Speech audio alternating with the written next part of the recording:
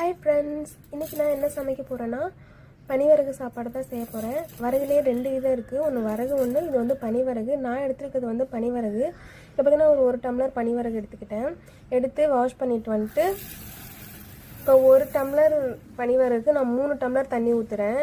இதுக்கான கொஞ்சம் கொலைய வடிக்கணும். ஏன்னா சிறுதானியெல்லாம் கொஞ்சம் கொலைய இருந்தால் தான் கொஞ்சம் டைஜஸ்ட் ஆகும். சரி, ஓகே, இது வேகட்டும்னு சொல்லி அடுப்பில் வச்சுட்டு நான் வெளியே கொய்யாக்காய் பறிக்க வந்துட்டேன். கொஞ்சம் விளைஞ்ச கொய்யாக்காய் ஒரு 2-3 இருந்ததா, அதை பறிச்சுட்டு வரலாம் அப்படின்னு சொல்லிட்டு நான் வெளில போயிட்டேன்.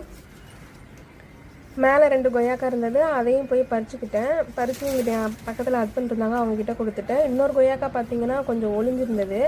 நீ ஒளிஞ்சிருந்தாலும் உன்னை விட மாட்டேன் அப்படின்னு சொல்லிட்டு நான் அதையும் பறிச்சுட்டேன். பறித்து எடுத்துக்கிட்டு சரி ஓகே நம்ம வீட்டுக்கு போயிடலாம் அப்படின்னு சொல்லிட்டு நான் வீட்டுக்கு வந்துட்டேன். இங்கே வரகரிசி எப்படி இருக்குது, வெந்துருச்சான்னு பார்க்கலாம்னு சொல்லி பார்க்குறப்போ கொஞ்சம் தண்ணிலாம் வற்றி கொஞ்சம் வெந்திருந்தது. இது வந்து ஒரு 2 மினிட்ஸ் கொஞ்சம் வேக விட்டு அப்படியே மூடி வச்சு இறக்குனா ரெடி ஆகிடும். இன்றைக்கி நம்ம வீட்டில் மதிய உணவு என்னன்னு பார்த்துடலாமா? பனிவரகு சாப்பாடு, பிடிக்கரண புளிக்குழம்பு, அவரைக்காய் பொரியல், முட்டை. இதுதான் இன்றைக்கி நம்ம வீட்டில் மதிய உணவு.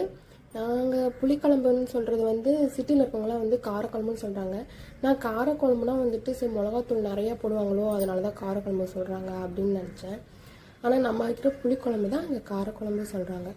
ஓகே ஃப்ரெண்ட்ஸ், இதுதான் நம்ம வீட்டில் மதிய உணவு. பிடிச்சிருந்தா லைக் பண்ணுங்கள், ஷேர் பண்ணுங்கள், சப்ஸ்கிரைப் பண்ணுங்கள் ஃப்ரெண்ட்ஸ். தேங்க்யூ.